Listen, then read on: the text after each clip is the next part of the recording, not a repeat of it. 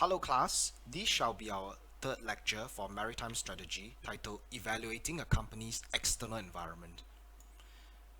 The company's external environment has many names such as competitive landscape, market or industry factors, or competitive conditions. Essentially, a firm's external environment comprises factors that a company has very little influence on, or in other words, very little control over them. So these are the learning objectives for today's lecture. At the end of today's lecture, you should be able to recognize the factors in a company's broad macro environment that may have strategic significance, how to use analytic tools to diagnose the competitive conditions in a company's industry. Number 3, how to map the market positions of key groups of industry rivals. And number 4, how to determine whether an industry's outlook presents a company with sufficiently attractive opportunities for growth and profitability. These are the lesson outline and their respective learning objectives. As you can see, it can be mainly divided into 3 categories. The first category is about the company's macro environment. It contains factors that affect all industries.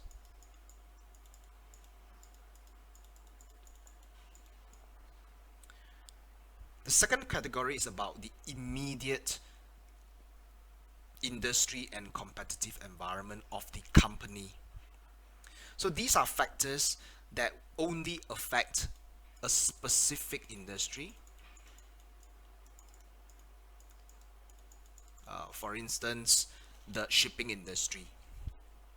And there are a various number of tools that we can use to evaluate the company's immediate industry and competitive environment. They are the 5 forces framework, value net, industry dynamics and the forces driving change, strategic group analysis, competitor analysis, and key success factors. Lastly, we'll look at how all of these tools can help us to determine the favorability of an industry and decide what kind of actions that we can adopt. So the figure here shows a general framework to choosing the best strategy for a company. For any strategic planning or formulation, it will always begin with scanning the external environment of a company, which we'll be covering in today's lecture. And it also encompasses scanning or analyzing or evaluating the company's internal environment, which will be covered in next week's lecture. So the difference between the two, external and internal environment, is that for external environment, these are forces that a company have very little control over them. And as for internal environment, these are basically the firm's or company's resources and capabilities. In that regard, the company has greater control over developing its resources and capabilities as compared to the external environment, whereby it has very little control over these forces. So once we have analyzed the external environment and internal environment, we will then be able to design a vision, mission, core values, and objectives for the firm based on the information that we have obtained from analyzing the external and internal environment. So this has been covered in chapter 2. And once these vision, mission, core values, and strategic objectives have been developed, we can use this information to guide us in identifying the best or some of the strategic options for the company. And based on that, select the best strategy. For instance, what kind of basic strategy will we be using to compete in the market, whether it is differentiation or whether it is low cost or whether it's going to be a broad kind of strategy, broad differentiation, broad low cost, or are we going niched, focused strategy. So this has been covered in chapter 1, and also it will also allow us to think about or design the business model for the company, which has also been covered mainly in chapter 1.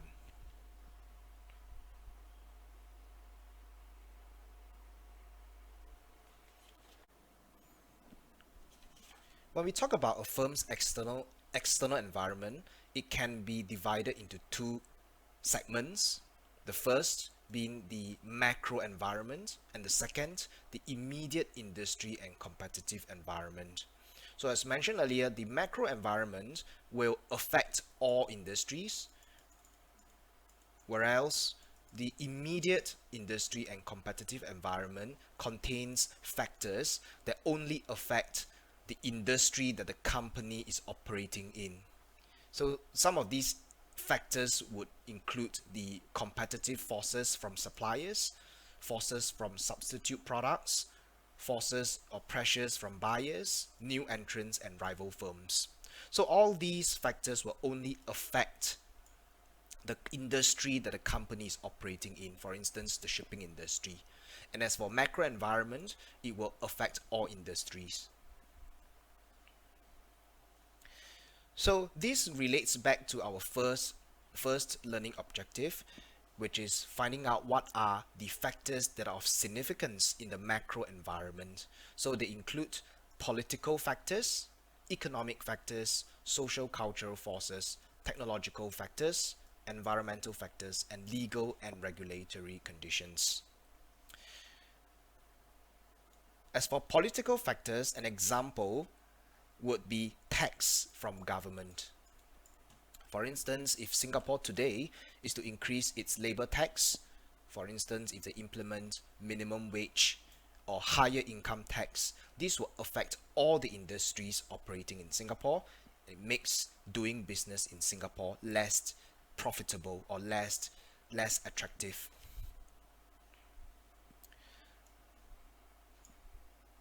For economic conditions, a key factor will be the economic climate, or whether we are operating in an economic boom or recession.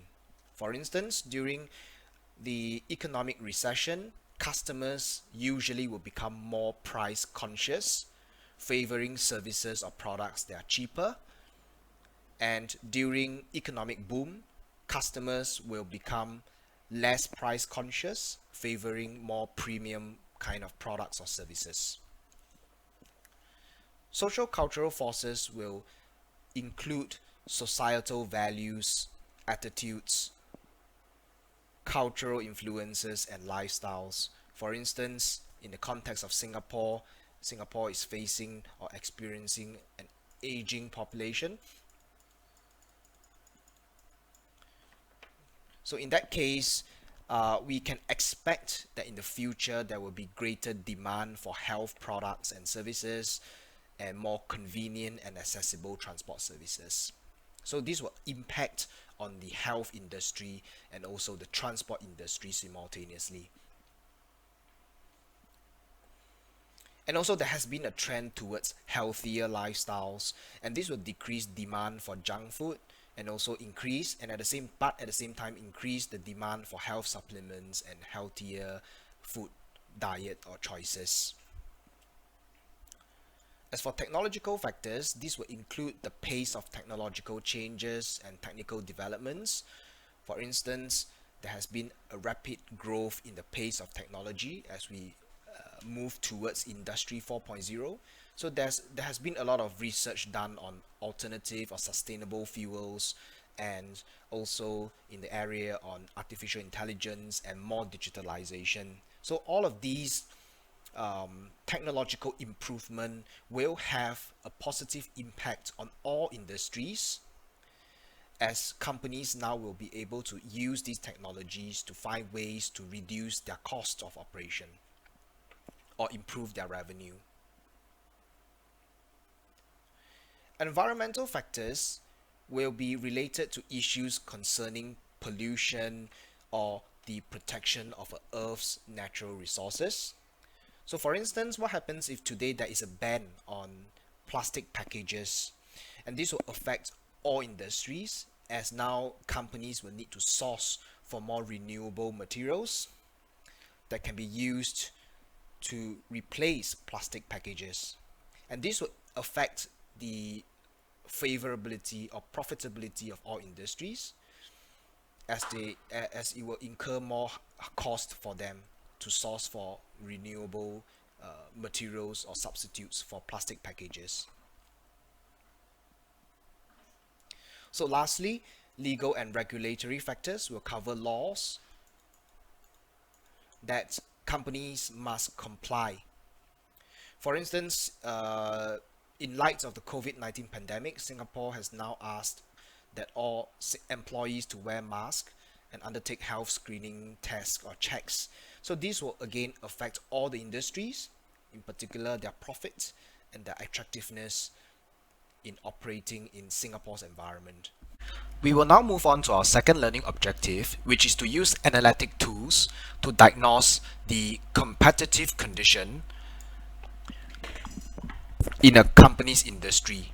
So these are the tools that we'll be covering in today's lecture. They are the 5 forces framework, the value net model, driving forces analysis, strategic groups analysis, competitor analysis, and the key success factors. So these tools are well validated by existing research, and the most classical one or the most popular framework will be the 5 forces framework, developed by Michael Porter, a very famous strategic management professor. So later on you'll learn that all of the rest of these tools revolve around these 5 factors, and they are basically modifications or extensions of the 5 forces model. So for some tools that you see here, they are very some of them are quite similar with the 5 forces framework. So we'll now start with the first tool, which is the 5 forces framework. So what makes an industry's environment attractive will very much depend on the competitive forces of the following 5 factors: competition from rival sellers, competition from potential new entrants, competition from producers of substitute products, supplier bargaining power, and customer bargaining power. Okay, so we'll be discussing each of these forces in detail in the subsequent slides.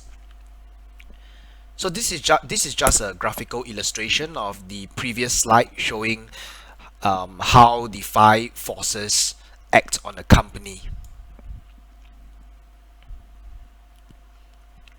So there are 3 steps involved when it comes to using the 5 forces framework to analyze a company's immediate industry and competitive environment. So for the first step, we will be looking into each of these forces and identify the key specific factors that affect a company. Step 2 is to assess the pressure exerted from each factor. So we'll be able to assign a rating of either strong, moderate, or weak on each of the forces. So remember that our tasks do not end with evaluating the strength of each pressure, but at the end of the day, we want to use such information to guide decision making. Therefore, for our third step, it is to determine whether the 5 forces overall are supportive of high industry profitability, and consequently appropriate strategies can be formulated in response to our assessment of the 5 forces. So we'll now focus on the first factor, which is pressures from sellers, existing sellers in particular. So the pressures from seller will be strong for the following reasons that are listed here. As you can see, there are a lot of reasons, so I'll only be highlighting a few of them and elaborating on them. So the first reason is when buyer demand is growing or declining or is very limited. So imagine a scenario whereby we have let's say 10 shipping companies, and these shipping companies are vying for 10 customers, and each of these customers have 100 containers to ship. Okay, so that's scenario A. And we also have another scenario whereby we also have 10 shipping companies, 10 sellers. But in this case, we have 1,000 customers, and each customer only has one container to ship. So you'll notice that in both scenarios, the amount of containers to be shipped is the same. It adds up to 1,000 containers. However, you'll notice that the pressures from seller will be much higher in scenario A because there are so few customers, and therefore shipping companies will need to work extremely hard in their marketing and also in their pricing of services to clinch a deal with the limited customers. Another reason will be when buyer costs to switch brands are low. The perfect example would be in telco firms. For example, when we sign up for a prepaid plan with Singtel, the plan is usually 2 years. And during these 2 years, we will not be able to switch to other operators unless we pay a penalty for it. Therefore, switching costs of customers will be high in the context of telco. In the event if switching cost is low, then customers can freely choose sellers that offer them the best value or cost or price. Hence, competitive pressure from sellers will be much higher. Another reason will be if products or services are weakly differentiated. For instance, salt used for cooking. It is very difficult for sellers to differentiate salt. Hence, there will be greater competitive pressure or rivalries from sellers because all of the products in the market are very similar. This is especially relevant for tramp shipping because ships available for charter service are very similar, and there are very limited ways to differentiate the ships or the service. However, in liner shipping or container shipping, there are more rooms for differentiation, for instance, in terms of speed, frequency, and reliability.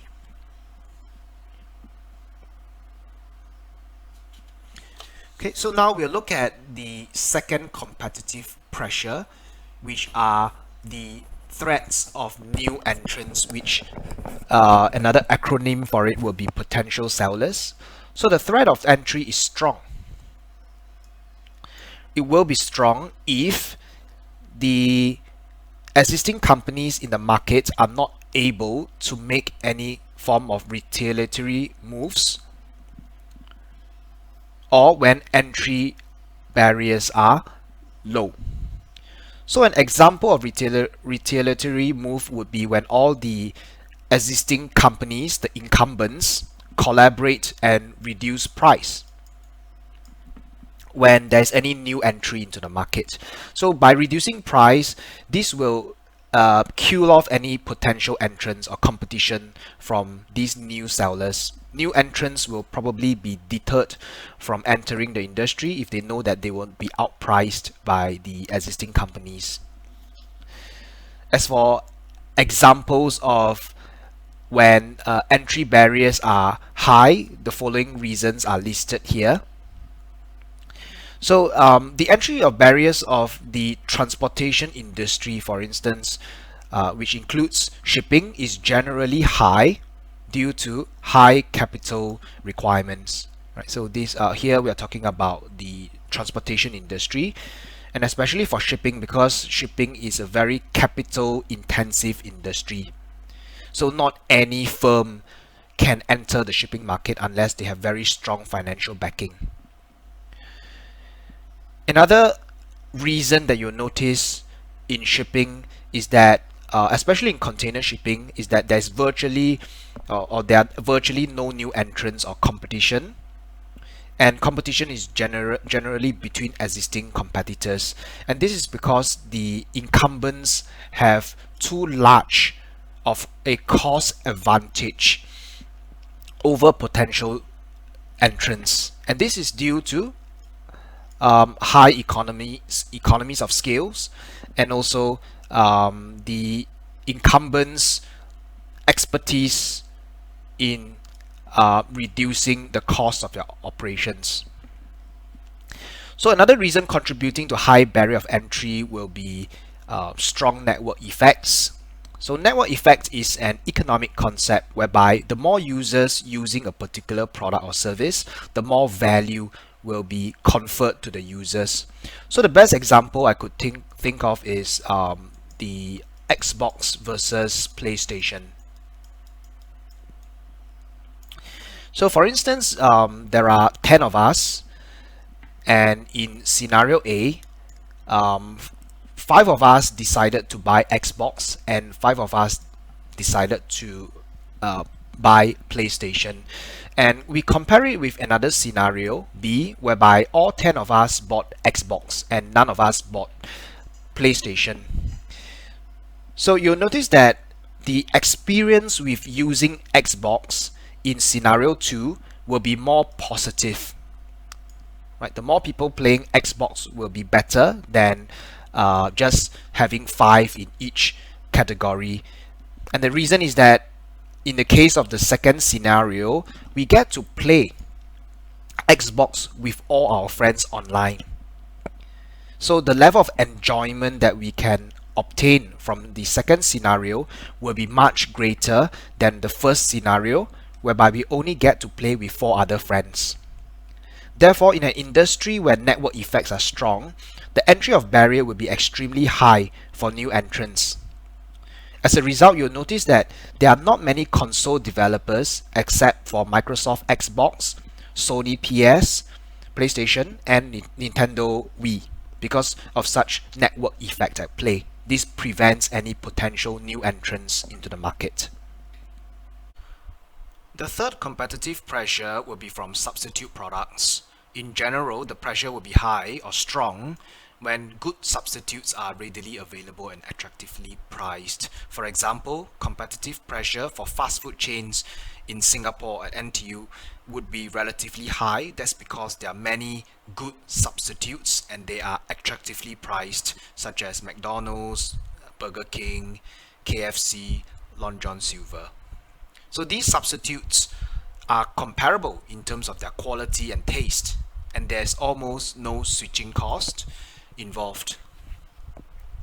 So in the context of maritime transport, the competitive pressures from substitutes are, in my opinion, weak because there are no real substitutes for maritime transport. As you know, that maritime transport is the most cost-effective means to transport large volume of goods across large distances or oceans.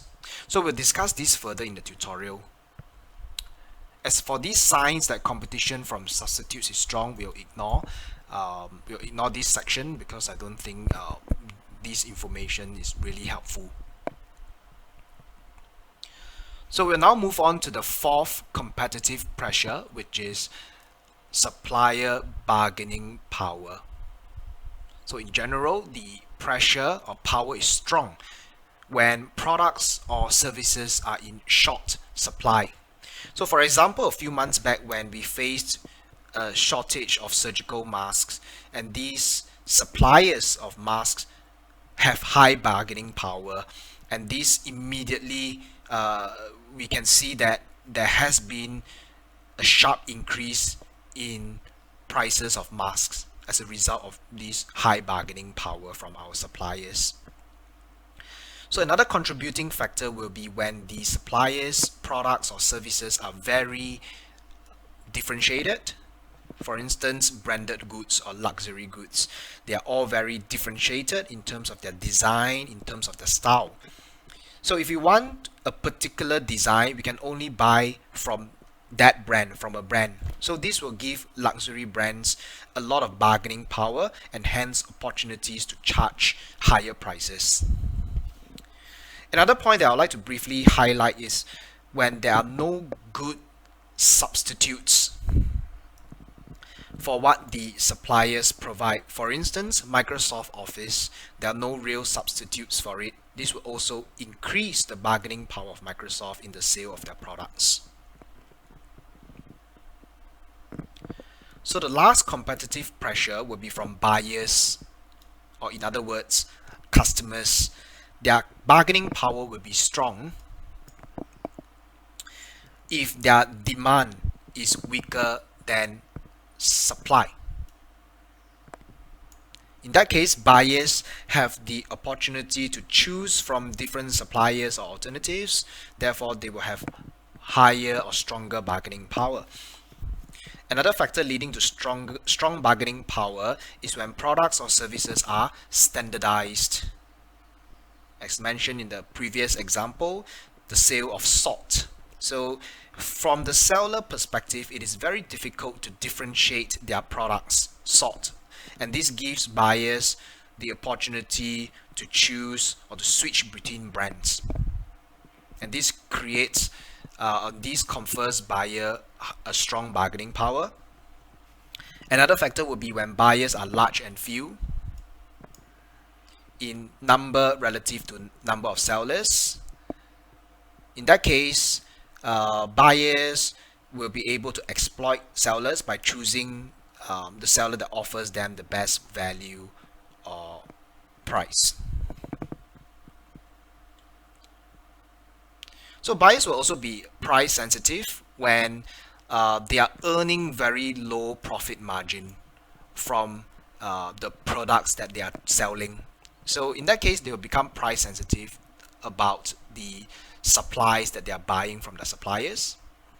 Okay, and another reason would be when the product represents a significant fraction of their purchases. So let's say if I'm selling a pen for $1 and the ink that I'm going to buy, which is part of the component of a pen, is 80 cents. In that case, I will be very sensitive to the price of ink because it represents a very huge fraction of the value of the product that I'm making. So another reason that leads to buyers being price sensitive is when the product is undifferentiated or quality is not an important factor. For instance, we could use the example of salt again, or sugar. There are very little basis for differentiation. In that case, buyers will also be very price sensitive because the only characteristic that you can compare between these products, these standardized products, will be only price.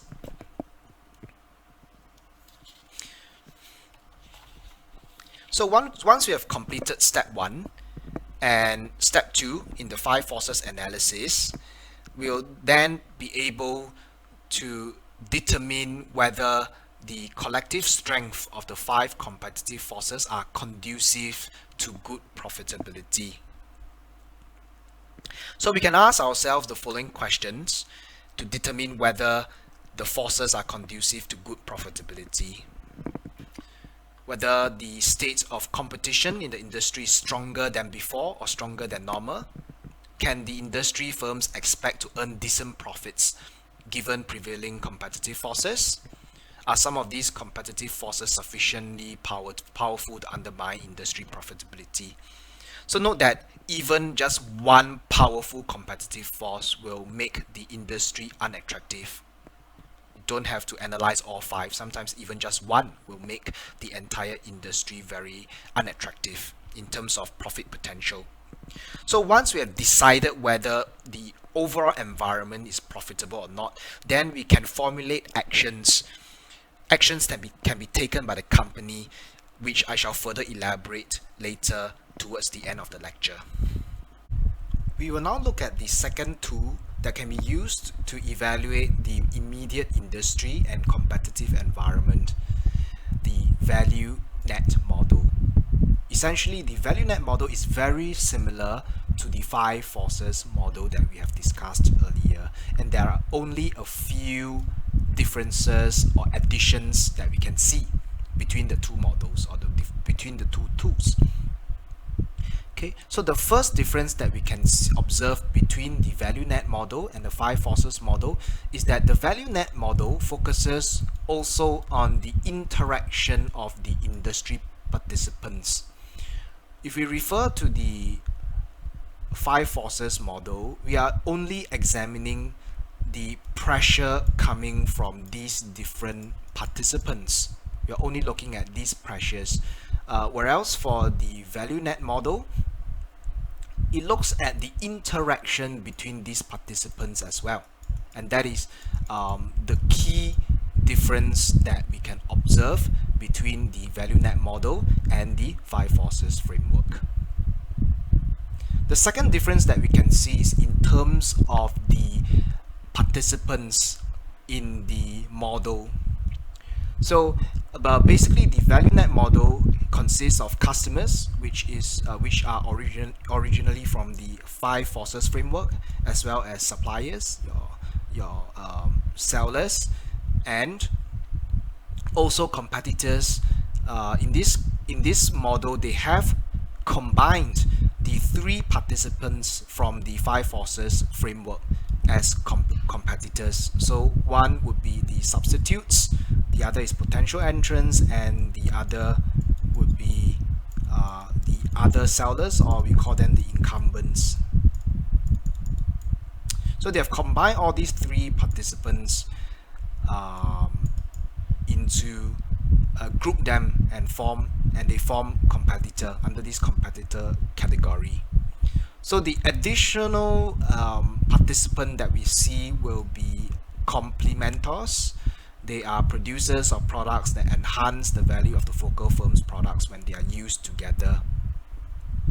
So in the context of the shipping industry or the shipping company, the complementors here could be freight forwarders.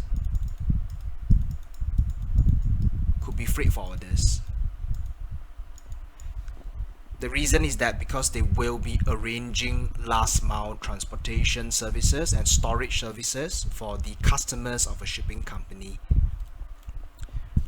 Okay, so as nowadays we know that the customers are valuing door-to-door services rather than port-to-port. So a complementer of the shipping company will be freight forwarders.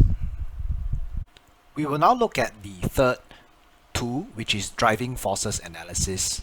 So what are driving forces? Driving forces are the major underlying causes of change in industry and competitive conditions that necessitate strategy changes. So it involves 3 steps. So the first step involves identifying the driving forces, and these driving forces we have already touched on. These are basically the pestle factors: political, economical, social, cultural, technological, legal, and environmental factors, those found in your macro environment, and also the 5 forces. All these can be considered as the driving force. So the first step involves identifying the driving force, which is very similar to the step 1 of the 5 forces, if you can recall. And the second step of the driving forces analysis is to assess whether the industry is more or less attractive. And this is very much similar to the step 3 of the 5 forces analysis. So the only contribution of the driving force, or the only novelty part of this driving force analysis, is the third one, which involves finding out what are the strategy adjustments that company can make to prepare for the impact of these driving forces. So in a sense, the driving forces analysis is more proactive than the previous tools that we have discussed, such as the 5 forces framework and the value net model. So it includes a more proactive component, which is found in the third step. So that's the contribution or the value of the driving forces analysis, the difference between the previous tools that we have covered. So we'll now move on to the first step. As mentioned, the driving forces. The driving forces are those that we have already touched on in the pestle model and the 5 forces model. So here are just some of the list of driving forces that could influence an industry. And for driving forces analysis, we are only looking at the major causes, not all of them, but only those that affect the industry the most. So step 2 basically is very similar with the step 3 of the 5 forces framework, as shown here. So you'll notice that the questions asked is very similar to that in the five forces framework as well. So in that case, I will not be covering these questions because they are almost the same as those questions asked in the step 3 of the five forces framework. So we'll focus our attention on step 3, which is really the key contribution of, or the key difference of the driving force analysis. So at the end of the day, after we decide whether the industry is attractive or not attractive, we will have to make certain strategy adjustments. So the objective of any strategy adjustment is to provide some form of insulation from the competitive pressures, okay, and also shift the competitive battle in the company's favor and position firms to take advantage of attractive growth opportunity. So we say that any form of strategic adjustment involves two aspects. So the first aspect is about providing some form of insulation. Okay, we try to shield the firm from as many competitive pressure as possible. For example, we all know that the shipping industry now is experiencing very poor economic outlook, and what would shipping operators do to shield themselves from this poor economic outlook? One way is to, for instance, convert their ships for storage purpose, put their ships on layup, scrap old ships, or to put ships on slow steaming. So all this strategy employed by shipping companies could help reduce their daily cost of operations and provide some avenues for the shipping company to shield their company from any of these from this poor economic outlook, for instance. And the second aspect of strategy adjustment is to try to initiate actions to shift the competitive forces. Like I said, because we are talking about environmental factors, it is very difficult to influence these forces. So I would say that this second aspect is almost impossible. So what the only avenue that a company can pursue would be try to capitalize on the growth opportunities. For instance, every new threat will present growth opportunities. Example, during the circuit breaker, the restaurant owners, for instance, will need to perhaps focus their service towards more on online delivery because there will be no customers dining in. They can also look into redesigning their food menu that is more suitable for online delivery, and also deploy their existing staff to do delivery. So all these will help in some ways allow the restaurant to capitalize on the growth opportunities.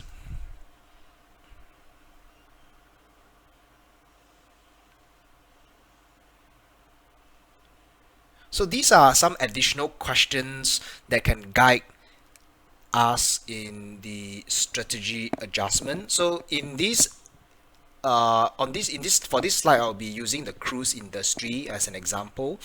And of course, we understand that the cruise industry has been greatly hit by the COVID-19 pandemic. So these are the questions that we could ask, and this will allow us to formulate appropriate strategy adjustments. So the first question would be, what adjustments must be made immediately? So these are immediate strategic issues. Okay, these are immediate strategic issues which are so critical that we need to take actions now. Otherwise, it's going to hurt the cruise company. So for instance, some of the adjustments that need to be taken by a cruise company would be to immediately adopt health procedures recommended by government. For instance, example, investing in surgical masks, performing health screening tests, and also exercising sanitization practices. enforcing social distancing, and reducing high-risk entertainment activities on board the cruise ship. So all these must be tackled immediately, and therefore they are classified as immediate strategic issues. So the second question that we'll ask will be, what actions currently being taken should be halted or abandoned? So these are more of like the short-term strategic issues.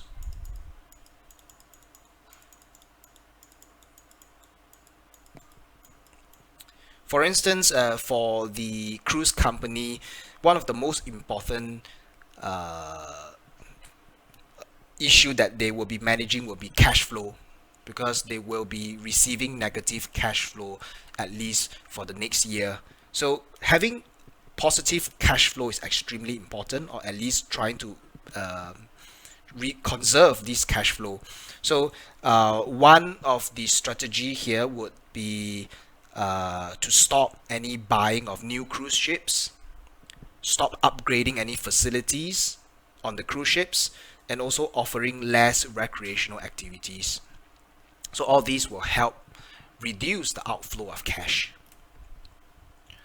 The third question that we'll be asking will be more of a long-term strategic issues.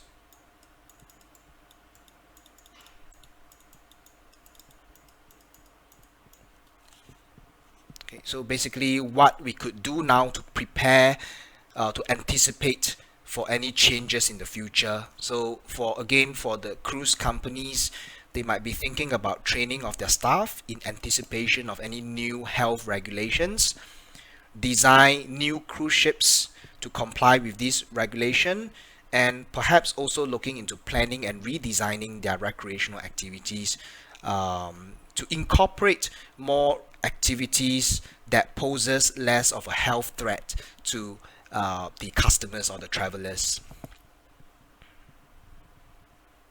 We'll now look at the fourth tool, which is the strategic group analysis. So we'll first look at what is a strategic group. The definition is that strategic group consists of those industry members with similar competitive approaches and positions in the market. So here we are referring to the methods that they use to compete in the market.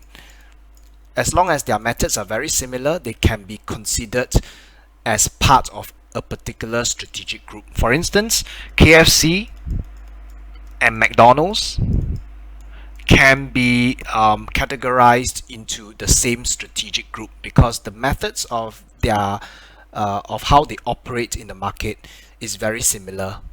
And I would say the same for, let's say, Grab and Foodpanda. In the delivery of food, the method that they used is also very similar, and therefore they can be grouped together in the same strategic group. So some of these methods that I've mentioned, methods which comprise of approaches and positions, could be related to the product line, the types of product that they offer.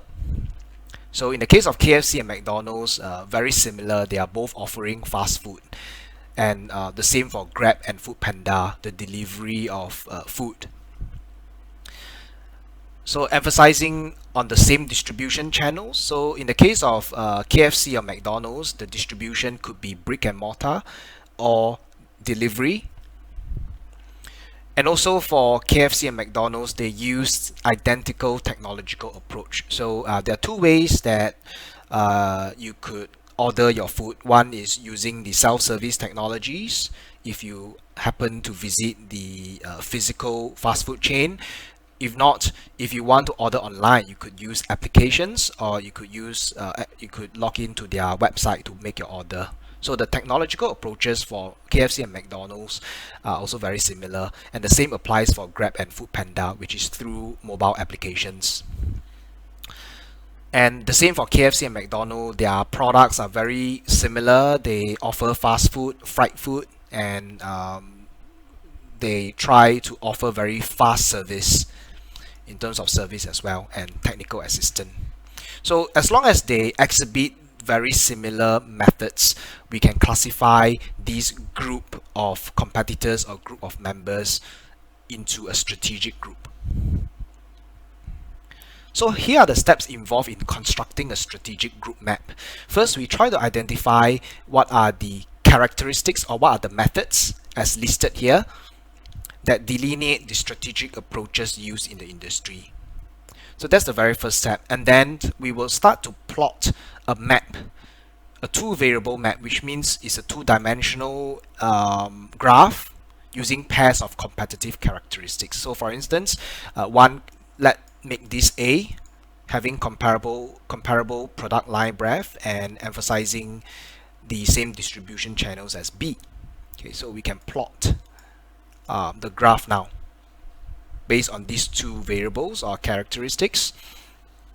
And then we'll assign the firms occupying the same map location to the same strategic group. So let's say we have a concentration of firms here, which means they are high in B, low in A. They can be grouped together as a same strategic group. And let's say we have another group of competitors which are low in A and low in B. They can be grouped together as the same strategic group.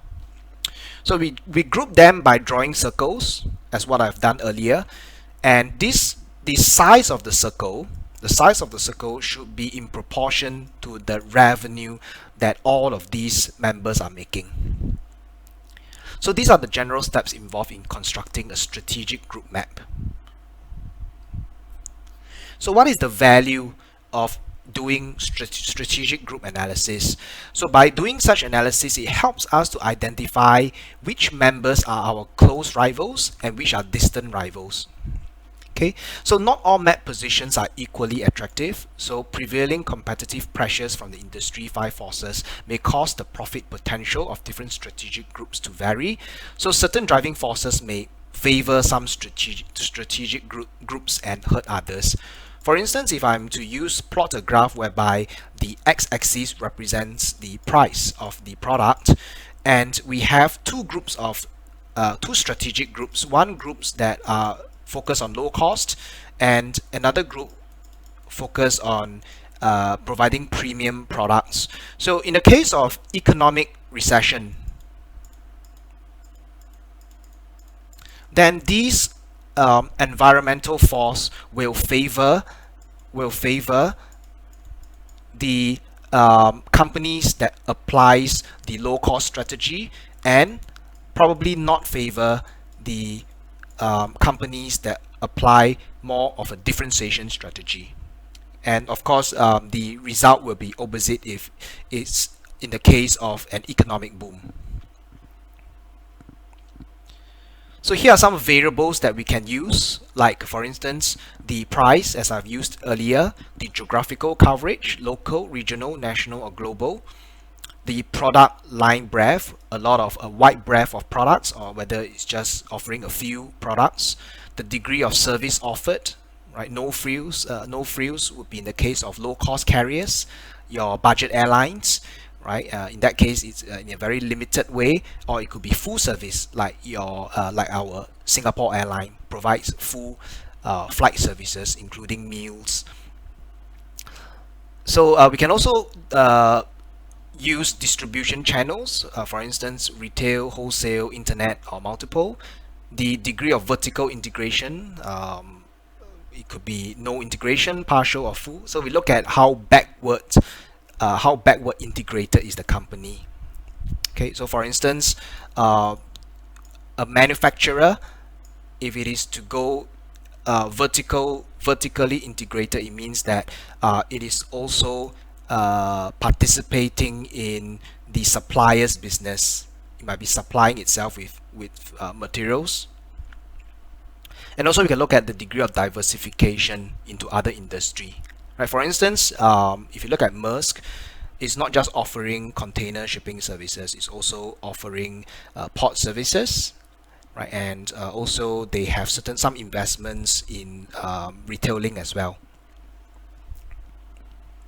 So this is just an example of the market positions of selected companies in the casual dining industry. So we have used two variables, the geographic coverage and price, to plot the strategic group. And this will help us to identify which are the close rivals. For instance, Applebee in this strategic group, these are the rivals, the close rivals, and they will also be competing with Crackle Barrel's strategic group because they are offering the same kind of price and quality, and they might also be competing with this strategic group here because they are offering the same price as well.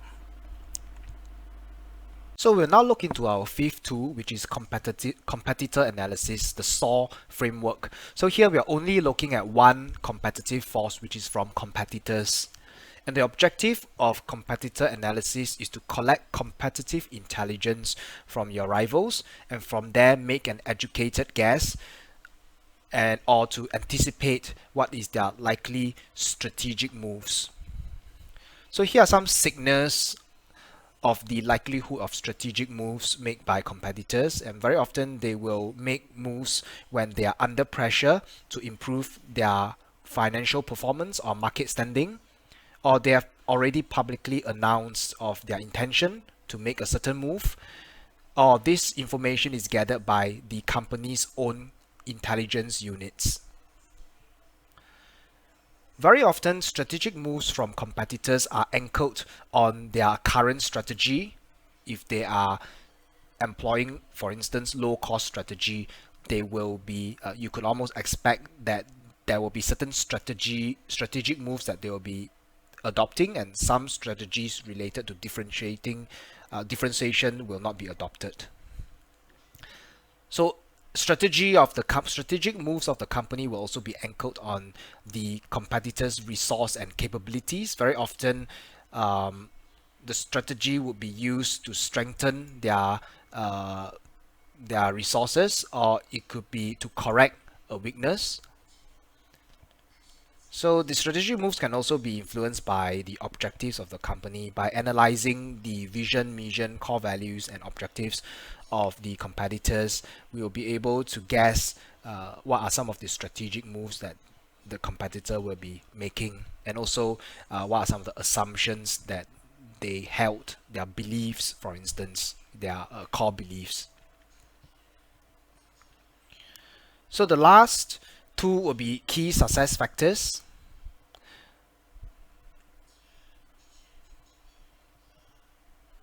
So these factors contain the strategic elements, product, service attributes, operational approaches, resources, competitive capabilities that are necessary for competitive success by all firms in an industry.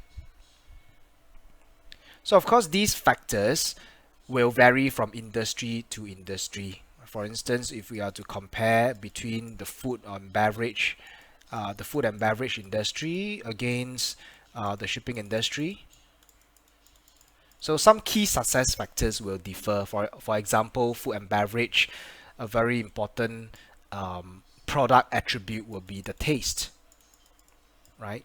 And taste, of course, will not be that relevant in the context of shipping. And even for the same industry, these key success factors do evolve over time, right? You can use the food and beverage industry as an example because of this COVID-19 pandemic. So another emerging product or service attribute in food and beverage would be contactless delivery. Okay, and also the key success factors will change in accordance with changes in the competitive conditions. Basically, the five forces framework, or also the PESTEL as well. So these questions will help us to identify what are the key success factors for an industry.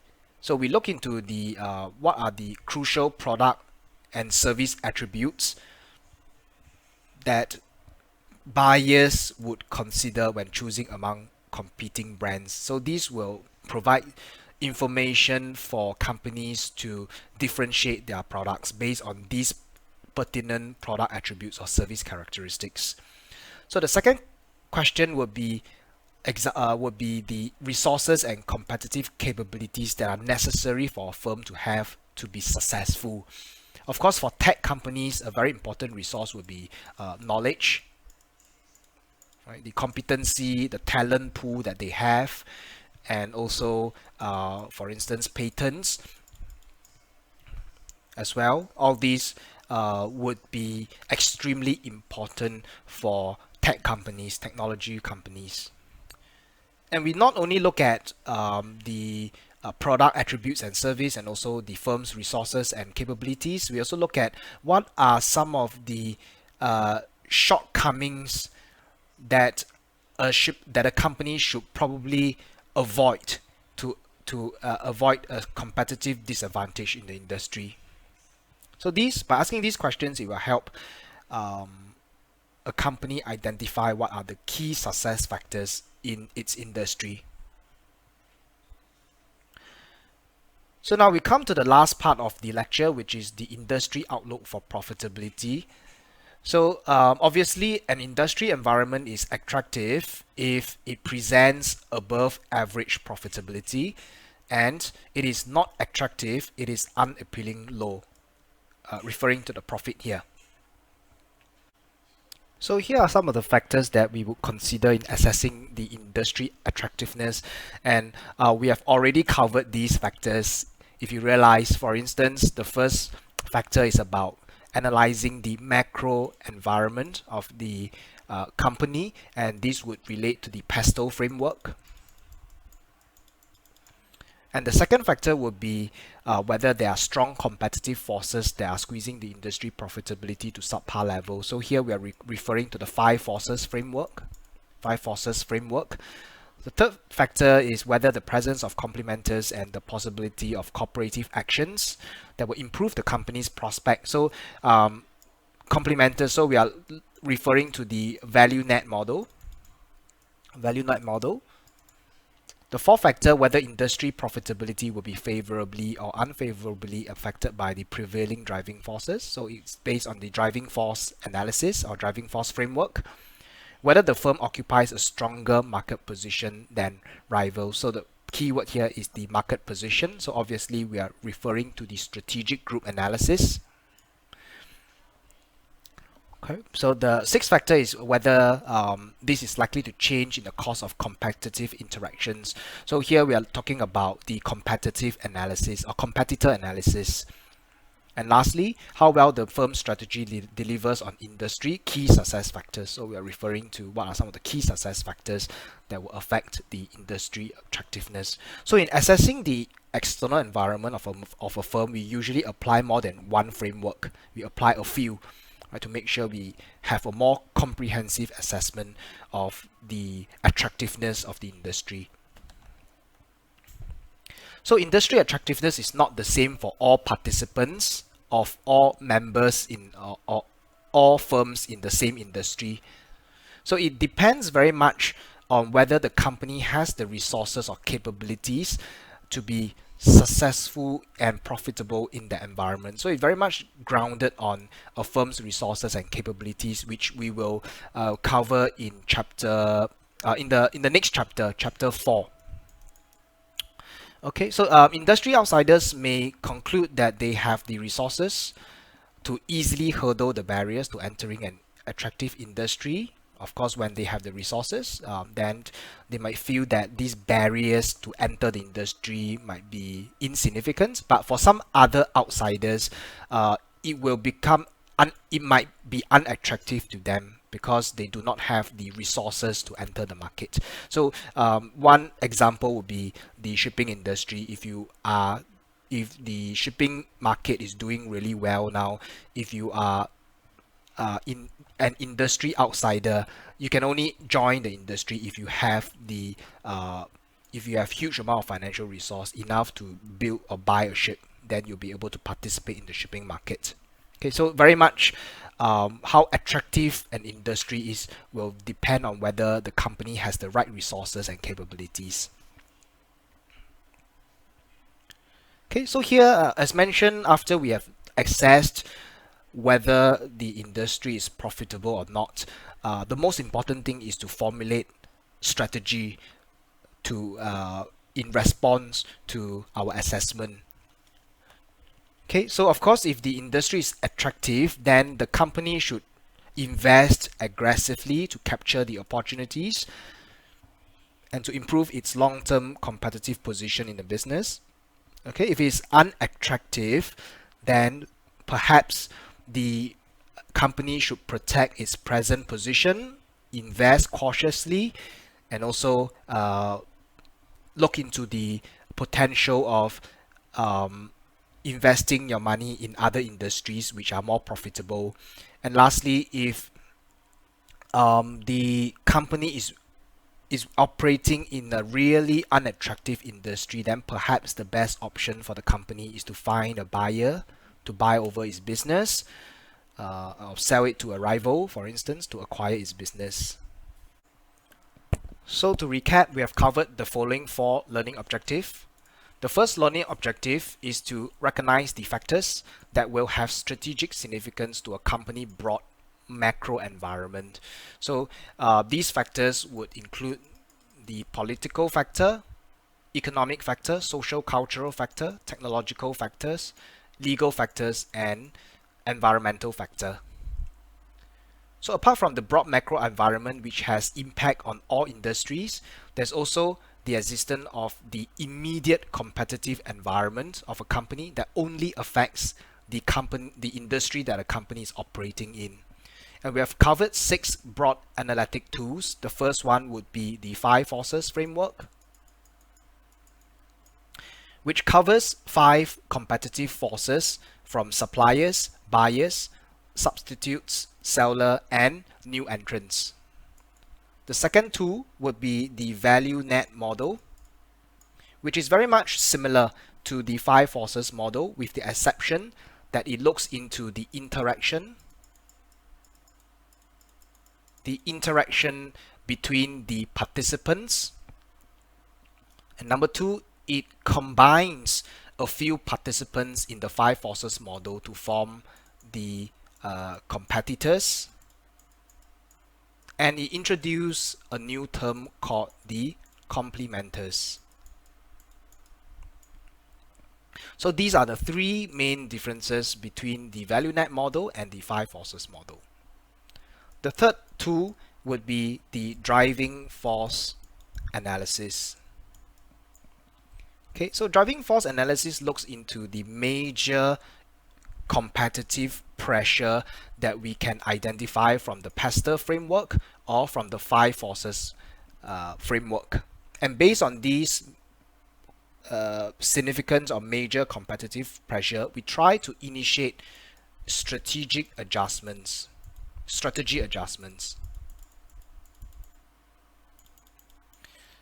And the purpose of strategy adjustments is to shield or insulate the firm from as much competitive pressure as possible.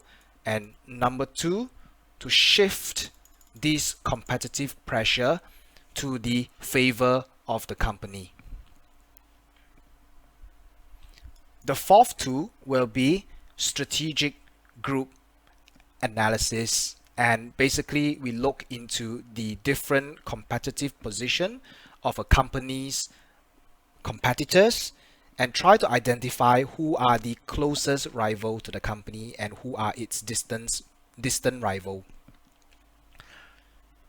And the fifth tool would be competitor analysis.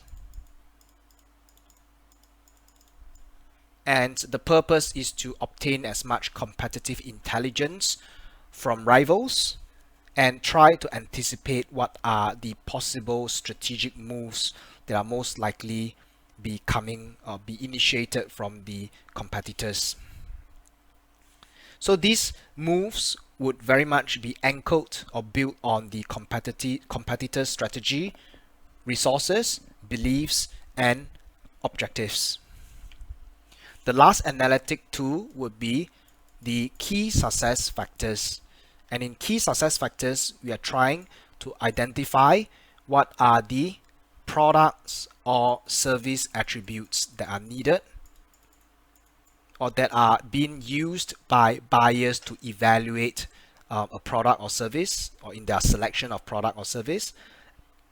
And number two, what are the resources and capabilities that are needed for a company to succeed? And number three, what are the shortcomings that the company should avoid at all cost?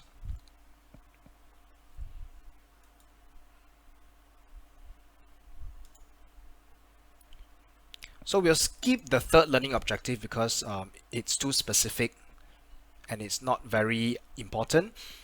So for the last learning objective, we have learned how to determine whether an industry outlook is attractive or not attractive. And this is by applying multiple framework or multiple analytic tools that we have learned from 2 and also from 1, the PESTEL framework. And number 2, we have learned that the attractiveness of an industry differs between firms and very much based on whether the firm has the resources and capabilities to overcome these the challenges that they might face. And number 3, we have learned that the attractiveness of the industry will affect what kind of strategic moves that should be undertaken by company. In the event if the industry is very attractive, then the company should invest very aggressively into growing the company and to develop its capability in the industry. And in the event if it's not attractive, then the company should probably be thinking about selling its business to its rival or invest its money in other industries. This concludes our lecture. If you have any questions, feel free to contact me. Otherwise, you can obtain more information from Chapter 3 of the Crafting and Executing Strategy, the Quest for Competitive Advantage, Concepts and Cases textbook to find out more information about today's lecture. See you next week.